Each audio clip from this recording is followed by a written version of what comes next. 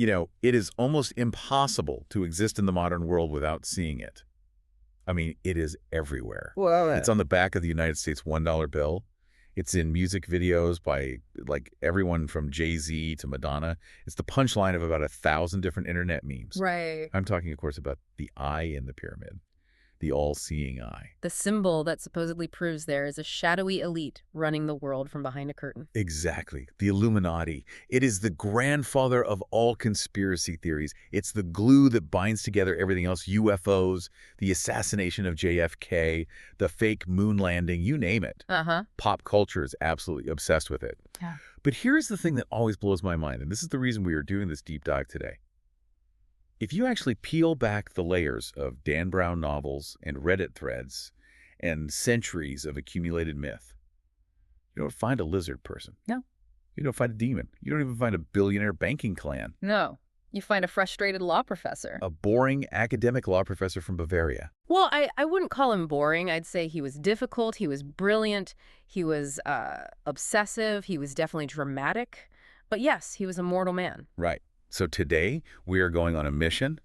We are taking a stack of history books, encyclopedia entries, and crucially, the guy's own diaries and voluminous letters from exile. Some words. We are going to strip away the myth.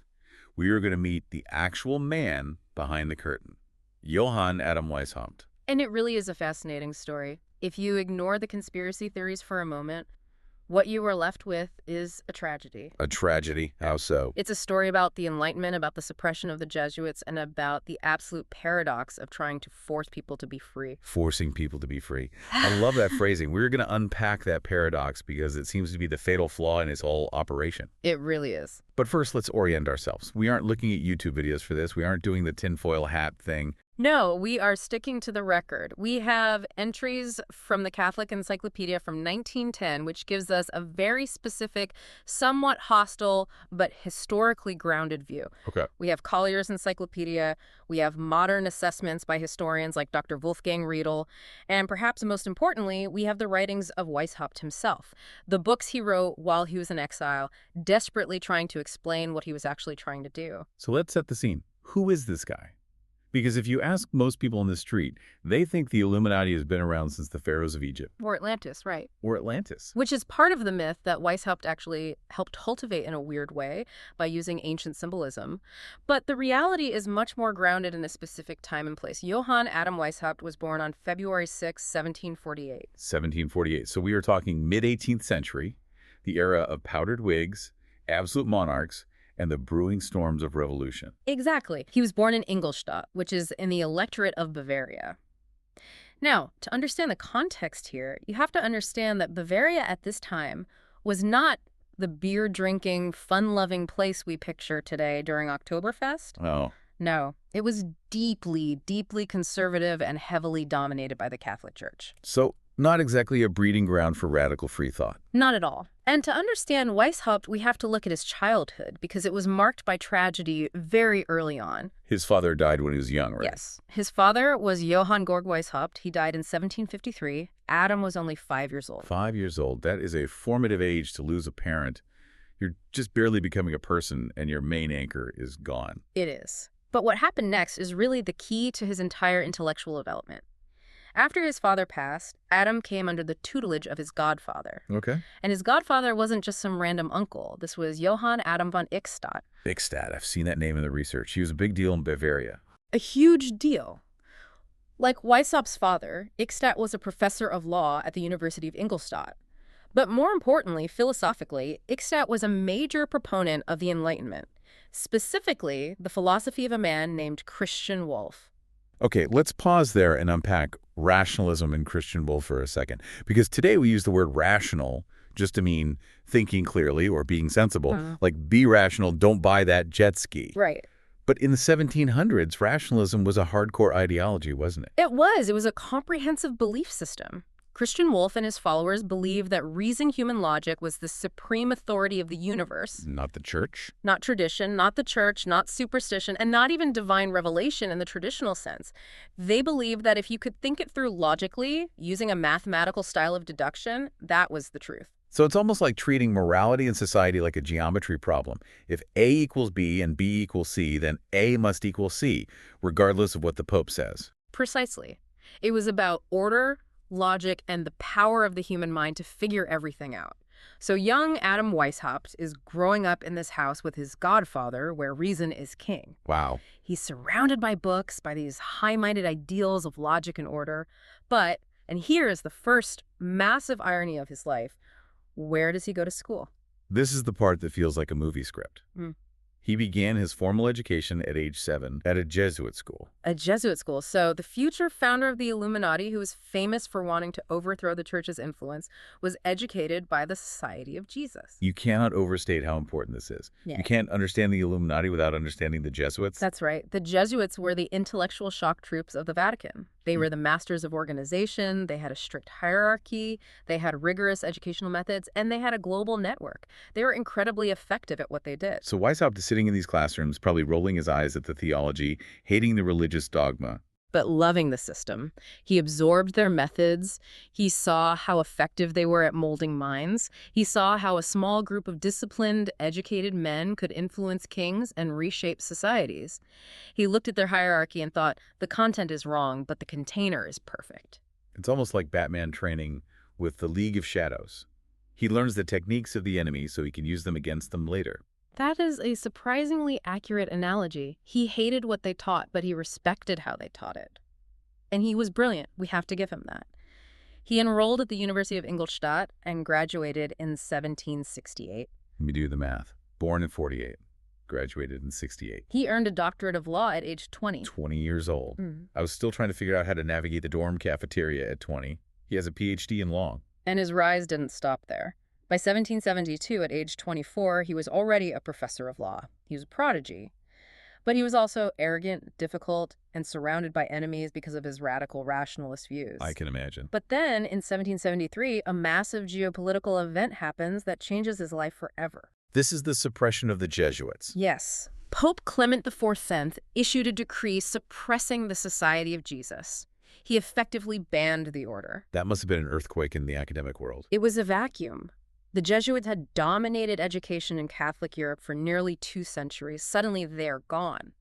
This created a massive power vacuum at the universities, particularly in Ingolstadt. So suddenly there are job openings. Precisely. And Weishaupt steps right into one of the biggest ones. He becomes the professor of canon law. The canon law. That's religious law, right? Church law. It is. And until that moment, that position had been held exclusively by Jesuits for generations. Wow. For a secular rationalist professor who had actually toyed with converting to Protestantism, to take that chair, it was a massive statement. He was occupying a seat of institutional power that had been religiously gatekept. It's like a strict atheist becoming the head of a theology department today.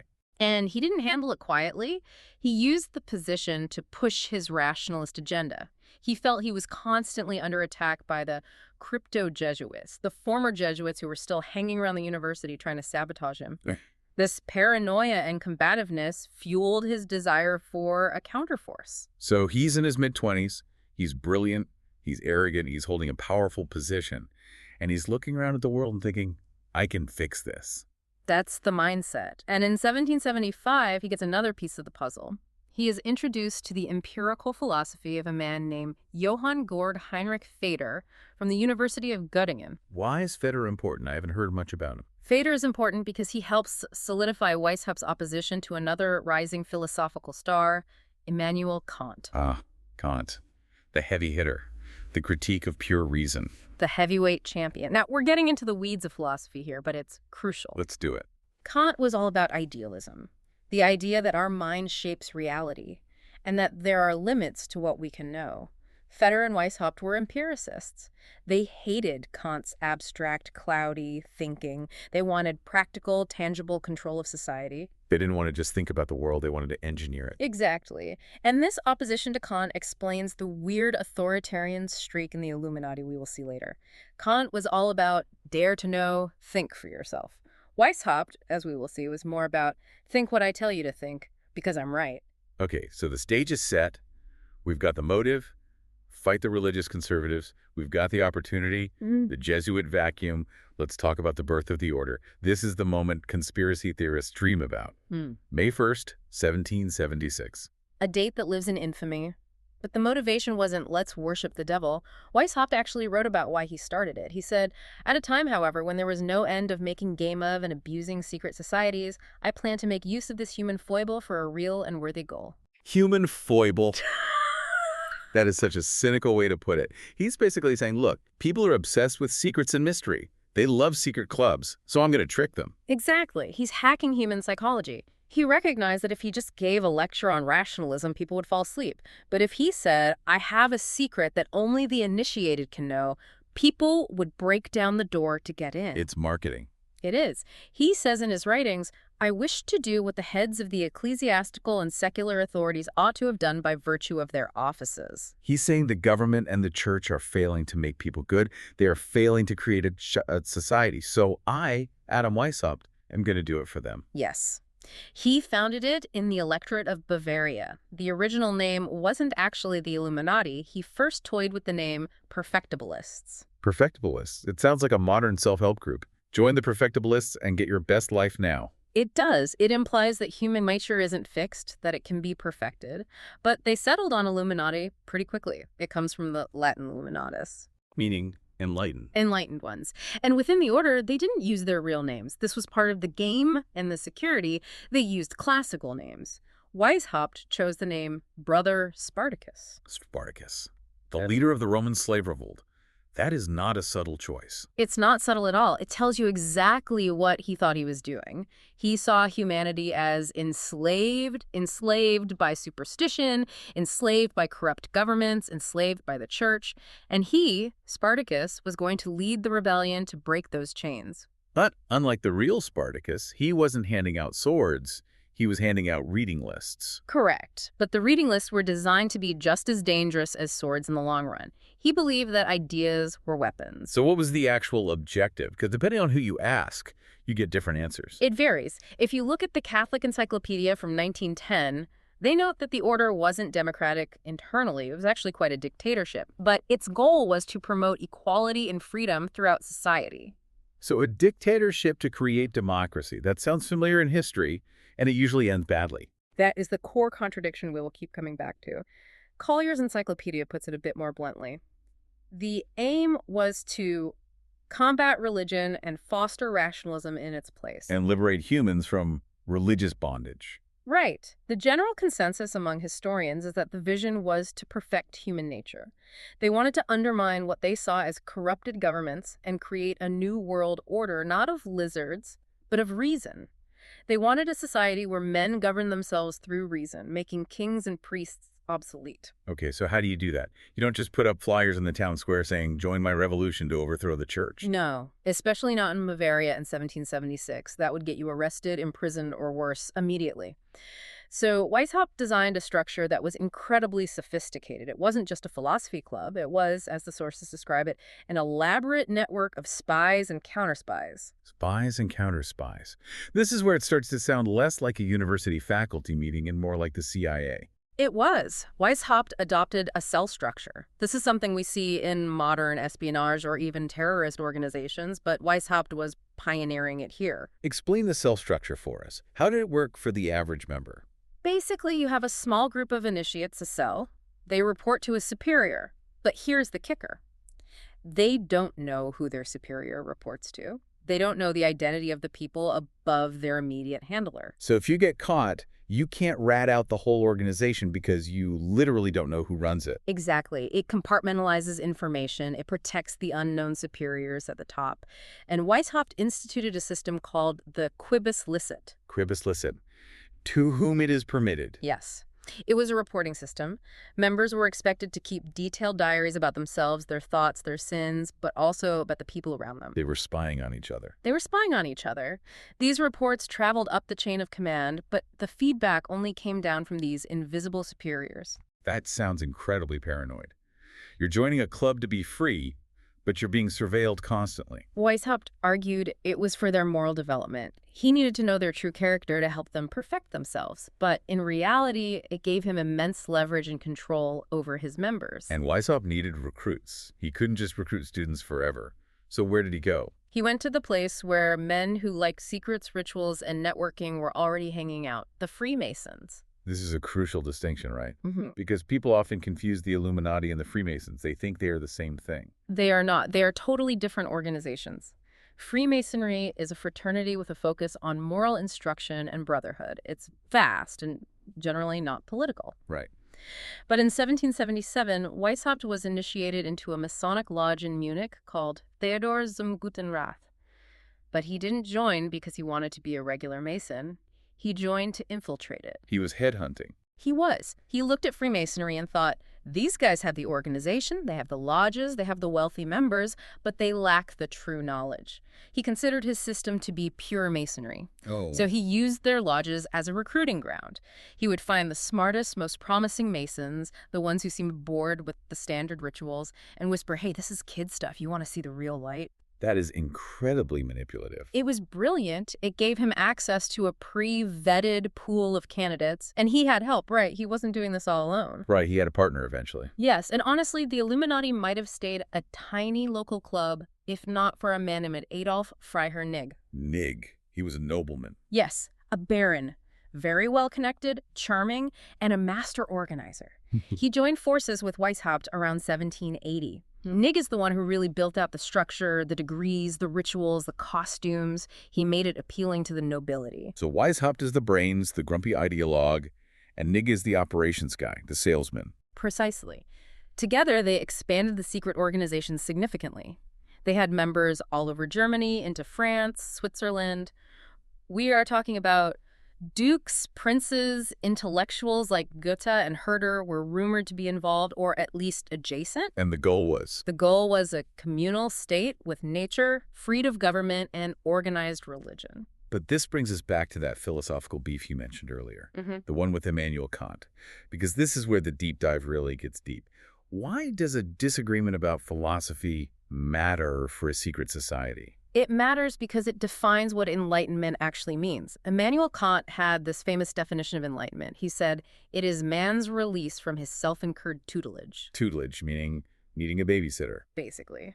Kant said the motto of the Enlightenment should be sapere ad dare to know. Dare to use your own reason without the guidance of another. For Kant, if you are doing what someone else tells you is smart, you aren't actually enlightened yet. You're just following orders. Right. True enlightenment is individual independence. Okay, so Kant is all about individual intellectual sovereignty. Open the door and walk out yourself. Right. Now look at Weishaupt.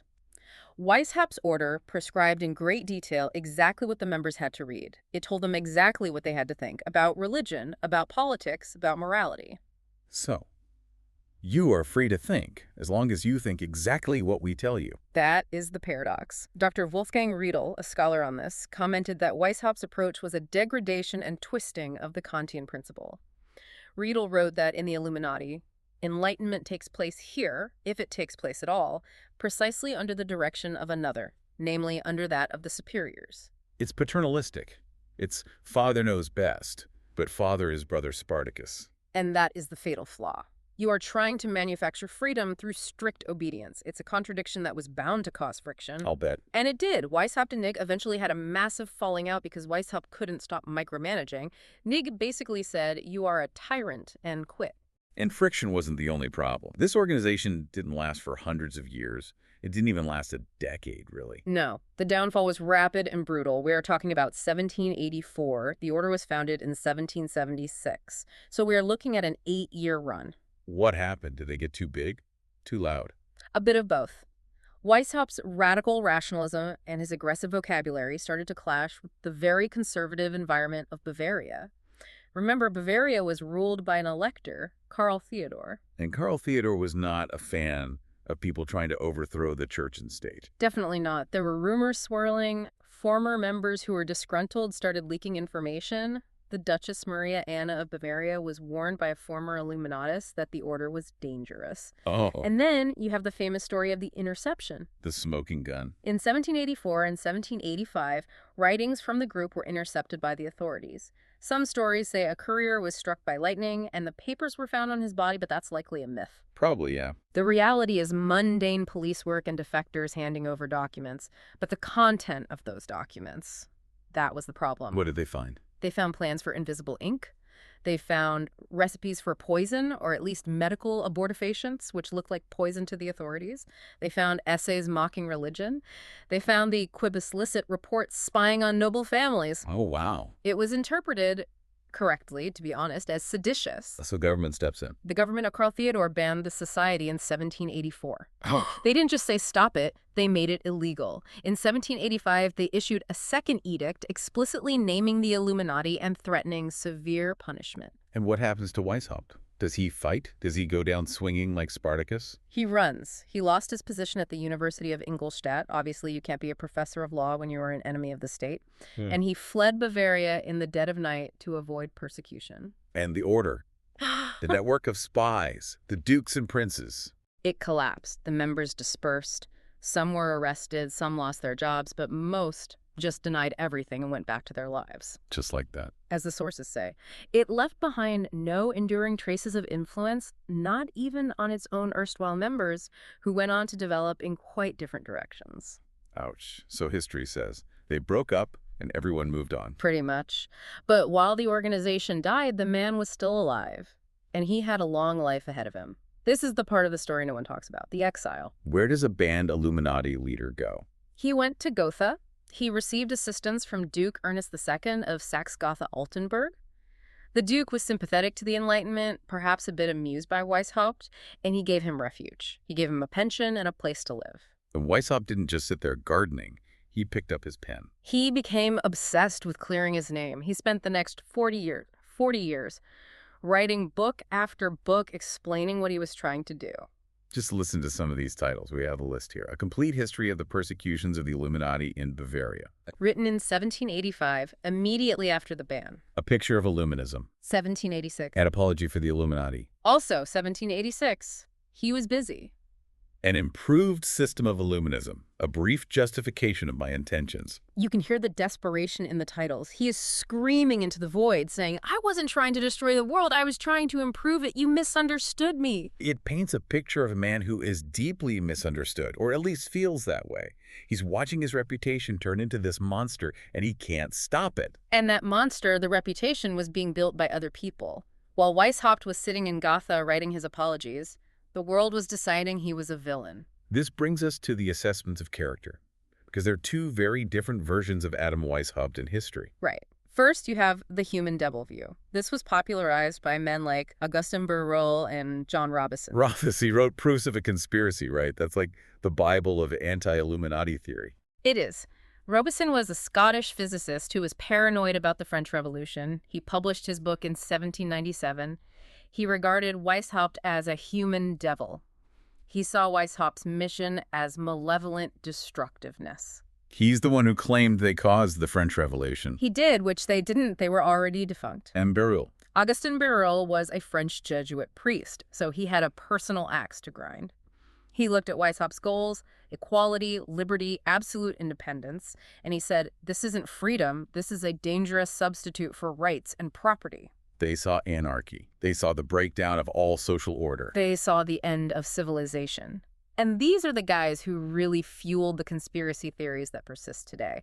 When you hear about the Illuminati destroying the family or the church or abolishing private property, you are hearing echoes of Robison and Birol from the 1790s. But then you have a defense witness. And it's a pretty high-profile witness. One of the founding fathers of the United States, Thomas Jefferson. Thomas Jefferson. I love this part.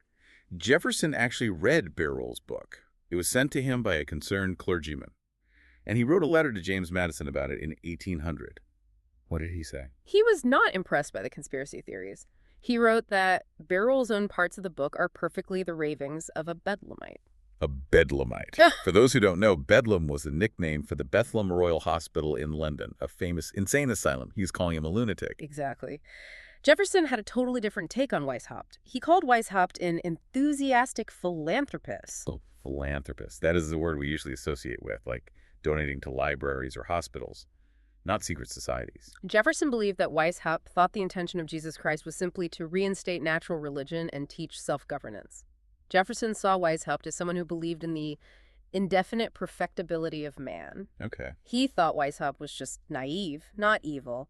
He wrote, Weishaupt believes that to promote this perfection of the human character was the object of Jesus Christ.